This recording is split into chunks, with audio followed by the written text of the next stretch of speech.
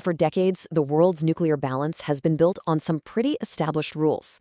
But what happens when one of the major players decides to just throw that rulebook out the window? We're talking about a shift that could signal the end of an era and the beginning of something way, way more uncertain. Let's break down what's happening. So, this whole story really kicks off with a huge mystery, one that came from satellite photos of these super remote parts of China. Analysts, the folks looking down from space, saw these massive construction projects. They were absolutely unmistakable, but they just didn't make any sense based on everything we thought we knew about China's nuclear strategy.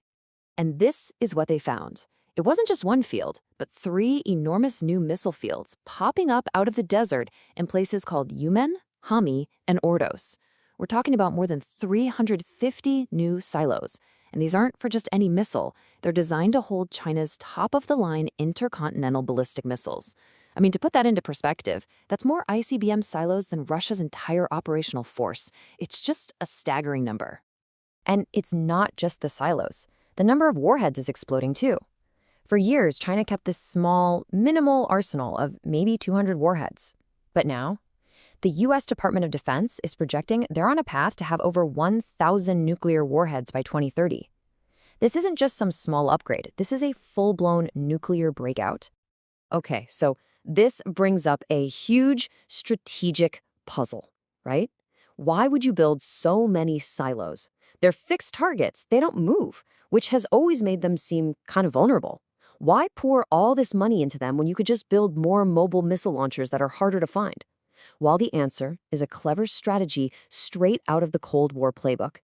It's a strategy called the nuclear shell game, and the idea is actually pretty brilliant. You build way more silos than you have missiles. Then you just move your missiles around between them, leaving a bunch of them empty or with decoys inside.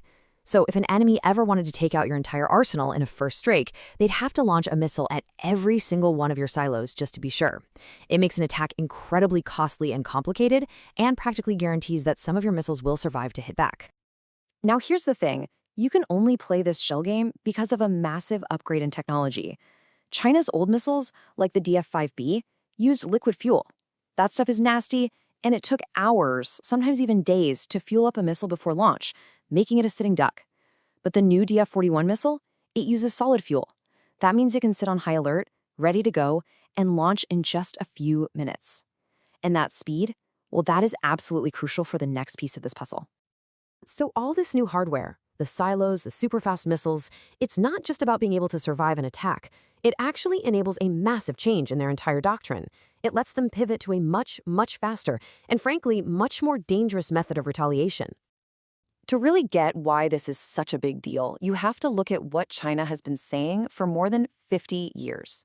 This has been their official public position, a crystal clear promise. We will never be the first to use nuclear weapons.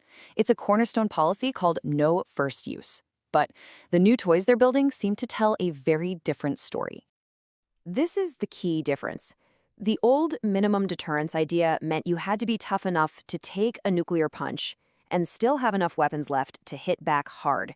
The threat of that counterpunch is what keeps you safe. But launch on warning is a whole other ballgame. You don't wait to get hit. The second you detect an enemy missile launch, you launch yours.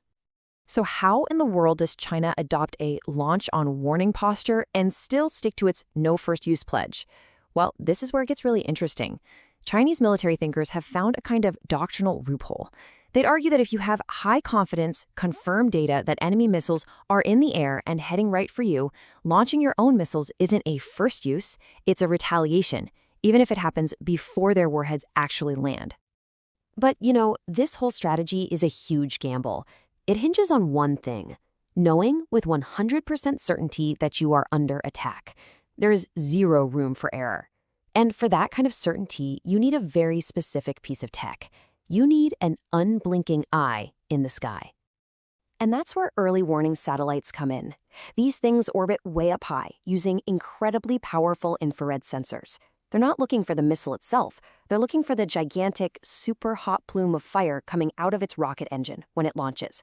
Detecting a missile during this boost phase is the quickest, most reliable way to know a launch has happened. It's like a cosmic tripwire. And yep, you guessed it, China has them now. They're officially called communication satellites, but Western analysts are pretty confident that the satellites known as Haiyan-1 or FireEye are actually China's new early warning system. They give China that persistent, watchful eye it needs to make launch-on warning a real operational strategy. So let's just walk through how this would play out in a crisis. It's a terrifying race against the clock. Step 1. A Haiyan-1 satellite spots the intense heat of an ICBM launch. Step 2. That data is instantly beamed down to the PLA Rocket Force Command Center. Step 3. A retaliatory strike is authorized.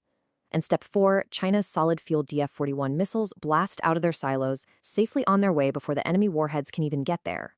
This entire sequence, from detection to launch, has to happen in under 30 minutes. All right, so let's zoom out. What happens when you put all these pieces together? The hundreds of silos, the 1,000+ warheads, the fast-launching missiles, and the eyes in the sky.